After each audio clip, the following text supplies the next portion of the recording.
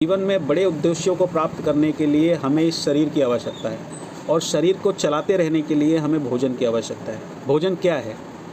जिस तरीके से गाड़ी को चलाने के लिए फ्यूल की ज़रूरत होती है, उसी तरीके से हमारे शरीर को चलाने के लिए भोजन की आवश्यकता होती है। लेकिन भोजन को हम एक आवश्यकता के अनुसार ही समझें। अगर आवश्यकता से ज़्यादा समझते हैं या भोजन हम करते हैं मनोरंजन के लिए, तो हमेशा वो प्रॉब्लम करेगा, हमेशा बीमारियाँ पैदा करेगा। आइए जानते हैं कैसे। जीवन में एक उद्देश्य है, जीवन में एक मंजिल है जहाँ पहुँचना है। उस मंजिल तक पहुँचने के लिए भोजन ईंधन है, फ्यूल है। हम गलती कर रहे हैं, देखो हम भोजन को एंटरटेनमेंट की तरह इस्तेमाल कर रहे हैं। मनोरंजन समझ रहे हो ना, कुछ बढ़िया सा है, खा लिया, स्वाद आ गया। ये गलती कर रहे हैं। अब से वो जब भी सामने आएगा उसको फ्यूल की तरह देखना, एंटरटेनमेंट की तरह नहीं। गाड़ी की टंकी में कोक थोड़ी भरोगे, फ्यूल डालना है ना, मज़ेदार चीज़ थोड़ी डालनी है। डीजल डालो, डीजल।